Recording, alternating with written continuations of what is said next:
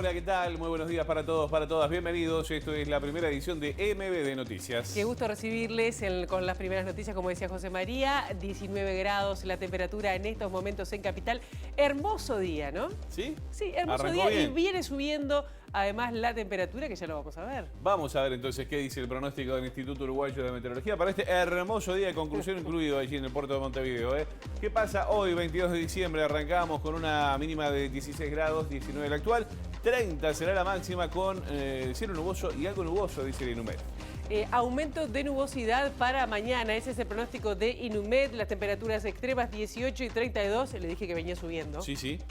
¿Pero el sábado? No. El sábado baja y aparentemente vamos a tener algunas precipitaciones, por lo menos en la mañana, dice el Instituto Uruguayo de Meteorología, que además pronostica una mínima de 17 y una máxima de 26 grados. Las precipitaciones serán, como decíamos, en principio en la mañana, dice el Instituto. ¿Asado mojado o bajo techo? Sí, bueno, hay que ver qué se inventa allí, Bien, algunos de los temas que tenemos para compartir con ustedes hasta las 8:30 tiene que ver con que el abogado del número 3 de la policía sugirió a los periodistas que estaban tras la salida de Fiscalía de su defendido que consulten al presidente de la República, Luis Lacalle Pou, si cambió la orden que dieran en 2020 de que se acatara toda la orden que surgiera de Alejandro Astesiano como jefe de la custodia presidencial en ese momento. Por otra parte, les contamos que el ministro del Interior, Luis Alberto Heber, afirmó que Jorge Berriel no cometió delitos al informar sobre una denuncia de violación que había pedido esta información Alejandro Astesiano porque el dato era para el jefe de todos nosotros, dijo el titular de la cartera de Interior, y además que el pedido de investigar los movimientos de Lorena Ponce de León, la ex pareja del presidente de Lacalle Pou, es parte de la vida privada del mandatario. Y los casos de la trama Astesiano abrieron un nuevo capítulo, esta vez vinculado a un debate sobre la libertad de expresión, sobre todo tras los trascendidos de presiones a medios y periodistas para no publicar información comprometedora del gobierno y del presidente. Estos son algunos de los temas que vamos a estar compartiendo con ustedes hasta las 8:30 aquí en esta primera edición de MBD Noticias. Ahora vemos cómo está Montevideo a través de las cámaras del Centro de Gestión de Movilidad. Mañana soleada, movida, @IMTránsito, @MDTransporte, algunos aportes que nos hace el CGM. Sí, va a estar cortado Reconquista entre Juan Carlos Gómez y Bartolomé Mitre por tareas de grúa. Bien temprano en la mañana, y José Vázquez Ledema entre Roque Graceras y Tomás Diago hasta las 5 de la tarde. Alejandro Bello entre 18 de julio y Colonia estará cortado hasta las 6 de la tarde por tareas de hormigonado, y por lo mismo cortado también Sabat Pebet y 26 de marzo hasta las 8 de la noche. Gregorio Suárez entre José Yauri y Coronel Mora hasta las 9 de la noche, y Luis Lamas entre Basilio Pereira de la Luz y José Osorio hasta las 4 de la tarde. Muy bien, así las cosas. Esto es el reporte del CGM, como siempre decíamos ahí, @IMTránsito, @MDTransporte, todo lo que ocurre en tiempo real con el tránsito en la capital. Bien, y comenzando el desarrollo informativo, les decimos lo que adelantamos recién en portada, que tiene que ver con las declaraciones del abogado Andrés Ojeda, que responsabilizó al exministro Jorge Larrañaga, al fallecido ministro Jorge Larrañaga, en su calidad de ministro del Interior, de ordenarle a Jorge Berriel suministrar toda la información solicitada por Alejandro Astesiano en su calidad de jefe de la custodia presidencial. Ojeda aseguró que esa fue la indicación que recibió Berriel como subdirector ejecutivo de la policía de parte de Larrañaga al inicio del gobierno, y que lo hizo a pedido expreso del presidente Luis Lacalle Pou. Sí, Ojeda, quien ya vemos entrando acompañando a su defendido ayer en la tarde, incluso planteó que habría que consultarle al propio mandatario si modificó esa orden cuando asumió Luis Alberto Heber la cartera, ya que Berriel asegura no haber recibido una indicación para dejar de atender los requerimientos de Astesiano. Ustedes tienen más acceso que yo el presidente, dijo Ojeda a periodistas que esperaban ayer en Fiscalía que Berriel terminara su declaración ante la fiscal Gabriela Fossati en la causa que investiga la conexión Astesiano con jerarcas policiales y diversos hechos de apariencia delictiva. Lo que me interesa especialmente aclarar, que no es hasta ahora de conocimiento público y que me parecía importante que lo dijéramos después de esta declaración y no antes, es que Berriel recibió una orden directa, concreta, específica al inicio de este gobierno de parte del entonces ministro Jorge Larrañaga, en la cual le presenta a Alejandro Astesiano y le dice que todo lo que pida Alejandro Astesiano es como que lo pida el propio ministro invocando en esa conversación al presidente de la República. Berriel no conocía a Astesiano, se lo presenta Jorge Larrañaga, en la conversación estaba el ex director general Luis Calabria, que puede confirmar lo que estamos diciendo. Le dice que es el nuevo jefe de seguridad personal del presidente y que los pedidos de Astesiano son como pedidos del propio ministro en virtud de lo que el presidente le transmitió a él. Y por esa razón es que el señor Berriel le ha enviado las cosas a Astesiano que ustedes han visto en los chats que han trascendido. Me importa que esto quede claro porque me parece que es información relevante. Naturalmente esto se lo podrán preguntar mismo a ustedes, a Calabria o al mismo presidente de la República, por supuesto. Hasta el momento el presidente de la República no ha dado su versión respecto a las declaraciones de Ojeda, ni tampoco ha tenido contacto con la prensa para ser consultado sobre este extremo. Sí, pero el ex director de la Secretaría General del Ministerio del Interior, Luis Calabria, sí confirmó lo dicho por el abogado de Berriel sobre que Astesiano recibía información por mandato ministerial a pedido de Torre Ejecutiva. Consultado por Subrayado de Canal 10, Calabria sostuvo que efectivamente eso fue al inicio de la gestión y Jorge, por Larrañaga, fue quien los presentó en aquella reunión y le dijo que sería contacto y que a partir de ese momento había que darle la colaboración para el cumplimiento de sus funciones. Calabria, que lo vemos en pantalla, aclaró que siempre se trataba de acciones que estuvieran en el marco de la ley y que la voluntad era cooperar desde el Ministerio con la función de la seguridad del presidente de la República. Y seguimos en tema porque en este contexto el ministro del Interior, Luis Alberto Heber, dijo que la información sobre la denuncia de violación a una joven de 16 años durante una fiesta organizada por militantes del Partido Nacional, enviada por Berriel a Astesiano, fue legal, porque era para el presidente, que es el jefe de todos nosotros. ¿Incursión en delito al pasar la información de un abuso sexual a Astesiano? No, yo creo que no. ¿Cómo va a pasar al presidente y a la custodia del presidente de quién fue violado en un club político? Es un delito.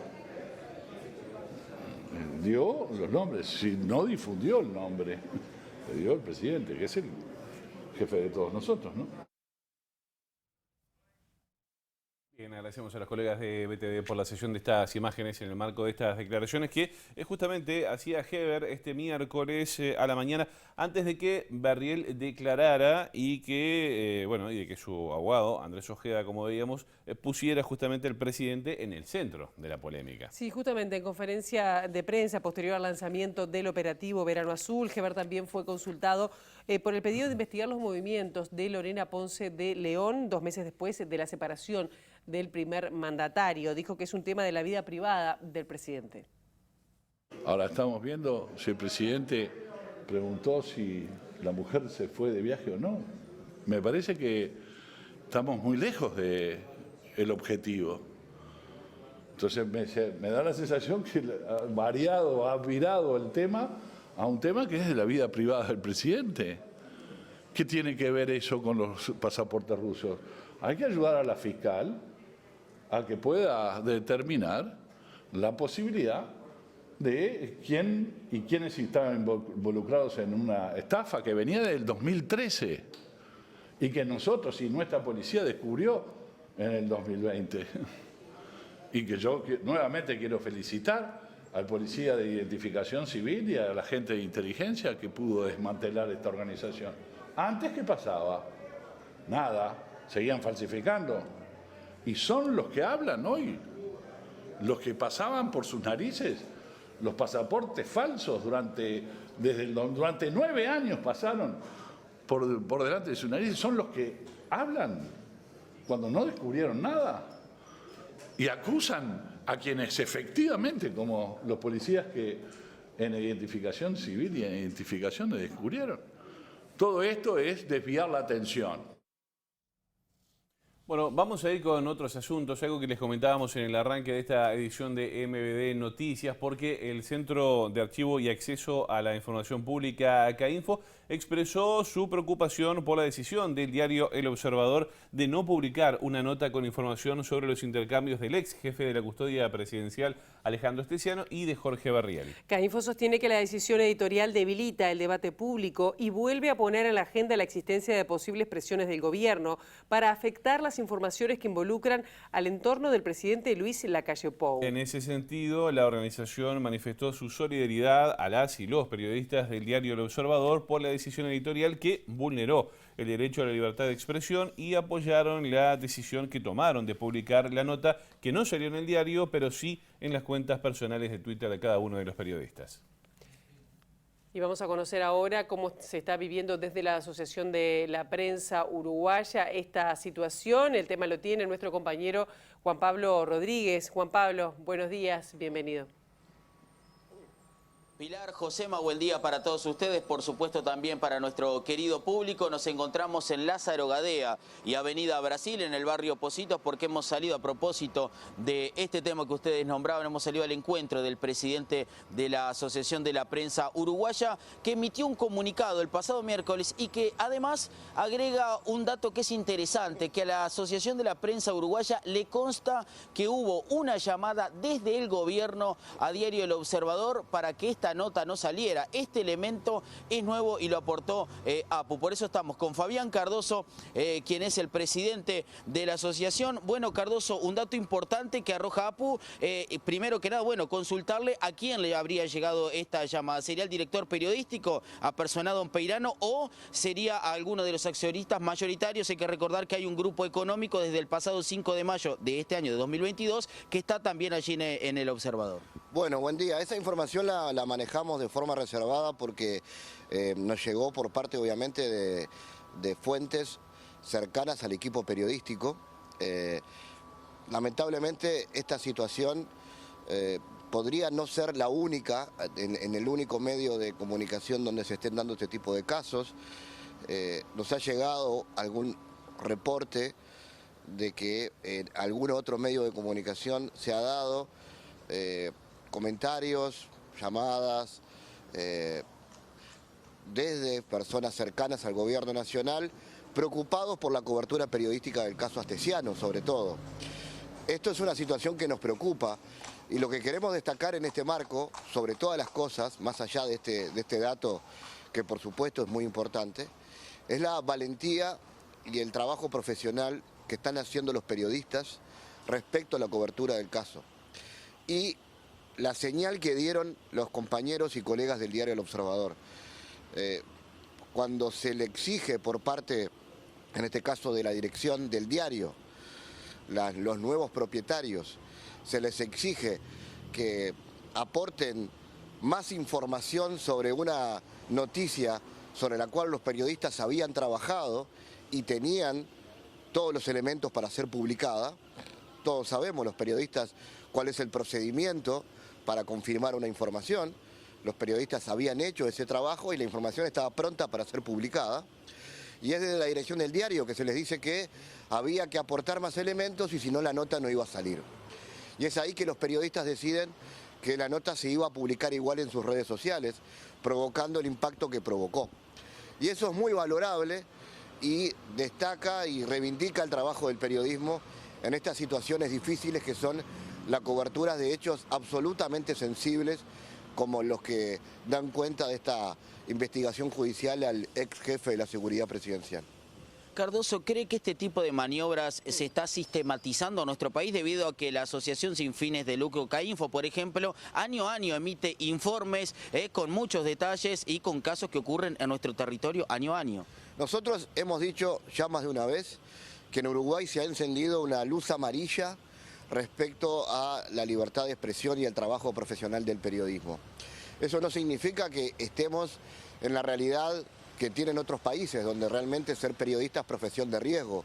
Tenemos claro que Uruguay aún mantiene destacados y sólidos índices en cuanto a libertad de expresión, pero cuando aparecen este tipo de hechos que reflejan anualmente el informe de CAINFO, que ha motivado la cifra de un récord histórico de ataques a la libertad de expresión, y este tipo de episodios que hemos monitoreado desde APU y que se han dado últimamente, que hablan de campañas de estigmatización a periodistas en redes sociales, en algún caso cierta persecución al trabajo del periodismo independiente, y este tipo de episodios que, como ya hemos dicho, muchas veces cuando al sistema político se le desacomoda el relato, lo que hace es atacar al periodismo. Y es en ese sentido que estamos siguiendo con mucha atención este tipo de hechos.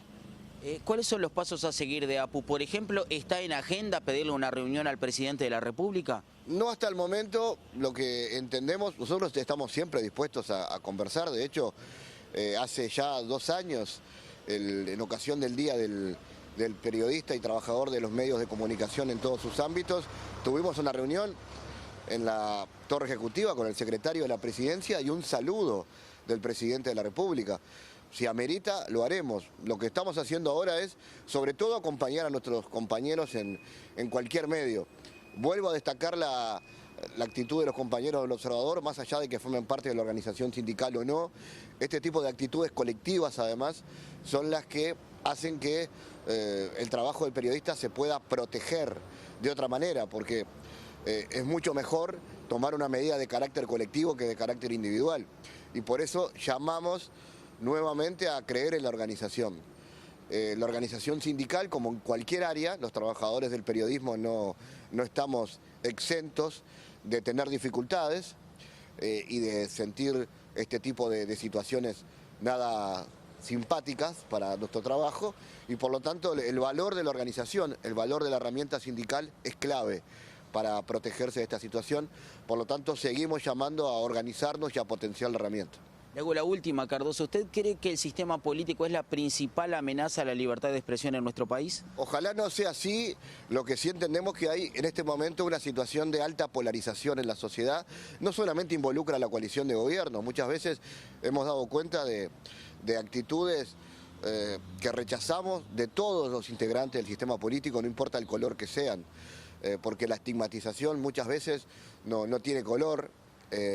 Y hoy vivimos una alta polarización que muchas veces comienza en las redes sociales y que luego se traslada a la convivencia diaria y que tiene su impacto en los medios de comunicación. Y sobre eso estamos trabajando, ya más de una vez hemos dado cuenta de acciones en ese sentido, y las puertas de la Asociación de la Prensa Uruguaya están abiertas para atender los planteos de los periodistas, y queremos además en ese sentido no solamente trabajar hacia adentro, sino también hacia la sociedad, tratando de hacer un aporte. Gracias. Esta era la palabra del presidente de la Asociación de la Prensa Uruguaya aquí con nosotros, con TV Ciudad. Bien, muchísimas gracias, Juan Pablo, por este reporte, por esta entrevista. Muy bien, nosotros seguimos con otros asuntos. Les contamos que el dólar cerró este miércoles en su nivel mínimo en lo que va de 2022 con un valor de 38 pesos y 341 centavos. Estamos hablando de un 19% menos que el valor del martes y completando 3 días de baja consecutiva. En el acumulado desde enero, la divisa estadounidense perdió 14,22% frente al peso uruguayo, cifra que en el mes de diciembre fue de 2,67%, según datos de la Bolsa Electrónica de Valores. En pizarra, el dólar marcó 37.25 a la compra y 39.45 a la venta. Y conocidas estas cifras, desde los sectores exportadores se reiteraron las críticas por la falta de medidas ante la situación planteada en el sector, que les hace perder competitividad, y anunciaron pérdida de puestos de trabajo para el año 2023. Sí, por ejemplo, el presidente de la Asociación de Cultivadores de Arroz, Alfredo Lago, que ahí vemos su tuit, habló del atraso cambiario y sus consecuencias para el país. En este sentido, anunció que el próximo año, si no se corrige este fenómeno, habrá un impacto negativo en indicadores como la tasa de empleo, y señaló que la responsabilidad será de quienes hacen y defienden la política monetaria actual. Vamos a cambiar de asunto. Les contamos que se inauguró este miércoles en el Hospital de Clínicas un centro público dedicado a la elaboración de productos de terapia celular a escala clínica y también de ingeniería tisular. Y sobre este tema estuvimos hablando con Milka Bengoechea, quien es directora del Instituto Nacional de Donación y Trasplante de Células, Tejidos y Órganos, y explicó la importancia de este nuevo espacio, también sus características. Hace muchos años que se desarrollan 2 proyectos que confluyen ahora en la inauguración de este importante centro nacional y público, que tendrá las posibilidades en el futuro de desarrollar terapias avanzadas para que sean accesibles a la población. Hoy se concreta una etapa que es necesaria para poder iniciar una nueva fase en la que hay que hacer validación de procesos y empezar a trabajar antes de tener productos que estén disponibles para la ciudadanía. Las terapias avanzadas incluyen la terapia celular, la terapia génica, la ingeniería tisular y la combinación de estos procesos, o sea, con terapias combinadas como algunos procedimientos terapéuticos que se llaman CAR-T y otros que están disponibles en algunos lugares para algunas enfermedades complicadas de tratar. Bueno, un tema que se instala todos los años por estas épocas y tiene que ver con la pirotecnia, porque bueno, esto ha generado mucha polémica desde hace varios años en el marco de las fiestas tradicionales y sobre el impacto negativo que tiene, bueno, justamente la pirotecnia para determinados sectores de la población, también para las mascotas y también para el ambiente. Sí, en algunos territorios como en Montevideo, desde febrero de 2002 existe un decreto que regula la comercialización y además se sumaron a los envases advertencias sobre el nivel de sonoridad. Por ejemplo, en Paysandú también hay un decreto vigente desde el año 2001, pero no se estaría cumpliendo en cuanto al control de la venta de productos prohibidos, según un planteo realizado por la bancada de ediles del Frente Amplio en la Junta Sanducera. No hay controles, desde nuestro punto de vista, por la Intendencia, para saber qué tipo de mercadería se está vendiendo, porque en realidad, si bien habla de bombas, habla de material lumínico y sin estruendo, también se puede vender material estruendoso hasta determinado nivel. Ahora, el tema del control del nivel es lo que nosotros por eso mismo no lo votamos, porque es muy difícil la aplicación de un control por parte de la Intendencia, que no tienen ni siquiera los técnicos especializados para hacerlo. Tendría que dar cuenta el propio Intendente de cómo se controla los decibeles del material que se está vendiendo en la calle. Hacemos una brevísima pausa y ya venimos con el segundo bloque de MD Noticias.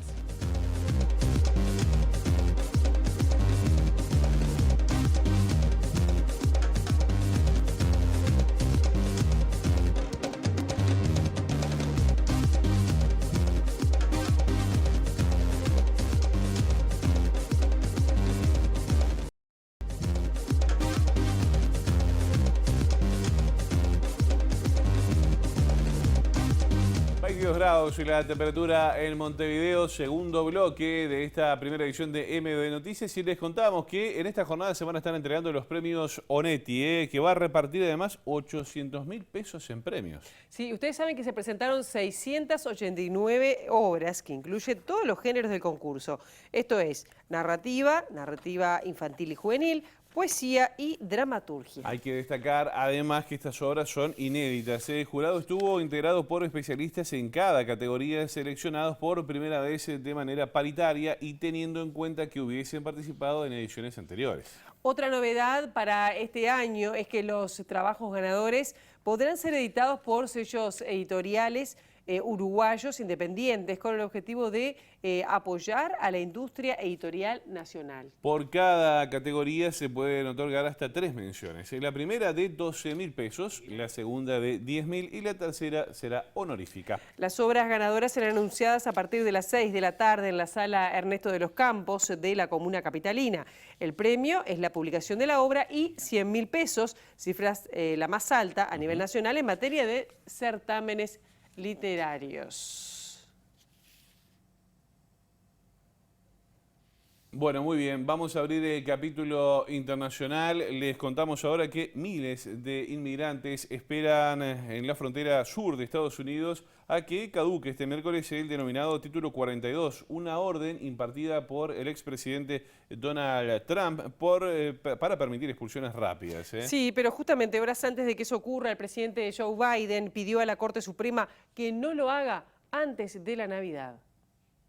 Aunque se preveía que la polémica ley finalizara este 21 de diciembre, el presidente de la Corte Suprema suspendió temporalmente la medida y le dio un ultimátum al presidente Joe Biden para que responda a una apelación de emergencia ante la inminente derogación de esta política. El conocido como Título 42, que permite a las autoridades estadounidenses bloquear las solicitudes de asilo temporal y deportar a migrantes que llegan a las fronteras del país, fue instaurado por Donald Trump durante la pandemia de COVID-19 en marzo de 2020 con el objetivo de evitar contagios masivos y que el virus se colara por las fronteras, y desde que entró en vigencia se han expulsado de forma acelerada más de 2.7 millones de personas, según datos de distintos organismos. La orden del presidente del Tribunal Supremo, John Roberts, el encargado de los asuntos de emergencia que llegan de los tribunales federales de la capital del país, se produce en un momento en que estos estados conservadores están presionando para mantener los límites a los solicitantes de asilo, argumentando que el levantamiento de las mismas causaría un daño irreparable a sus estados y afectará a servicios gubernamentales como la atención sanitaria o la aplicación de la ley. Por su parte, los grupos defensores de los migrantes dicen que el uso del título 42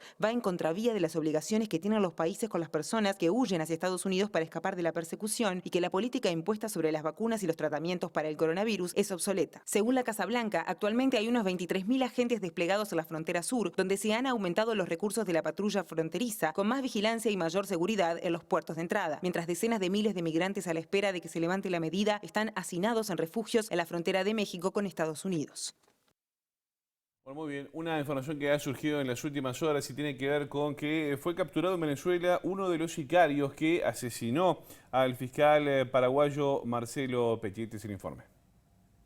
El venezolano Gabriel Carlos Luis Salinas Mendoza fue ubicado en Caracas y era buscado por la Interpol a petición de las autoridades colombianas por el delito de homicidio agravado y tráfico de armas y municiones. Salinas Mendoza es señalado como uno de los presuntos autores materiales del homicidio del fiscal paraguayo, informó en un comunicado la policía colombiana, ya que es quien al parecer conducía la moto acuática en la que se movilizó el homicida, al que llevó hasta la playa del Hotel de Barú, donde Pesi, uno de los fiscales más reconocidos de Paraguay, pasaba su luna de miel junto a su esposa. Con Salinas son ya 6 los detenidos por ser considerados autores materiales del crimen del fiscal, ya que las otras 5 capturas, efectuadas el pasado 6 de junio, se hicieron en Colombia y 4 de ellos aceptaron los cargos de homicidio y porte ilegal de armas y recibieron una reducción de condena por parte de un juzgado de Cartagena, por lo que pasarán más de 23 años en la cárcel. Francisco Luis Correa, a quien la Fiscalía considera articulador del crimen, se declaró inocente y su juicio sigue en proceso en Colombia, mientras que a pesar de los avances en detener y juzgar a los autores materiales, se desconoce aún quién ordenó el asesinato del fiscal. Señoras y señores, hasta acá llegamos con esta primera edición de MBD Noticias, pero quédese en la pantalla de TV Ciudad porque en minutos arrancamos con Ciudad Viva. Sí, y nosotros nos estamos reencontrando mañana viernes, como siempre, con las primeras noticias de TV Ciudad a las 8 de la mañana. Los esperamos.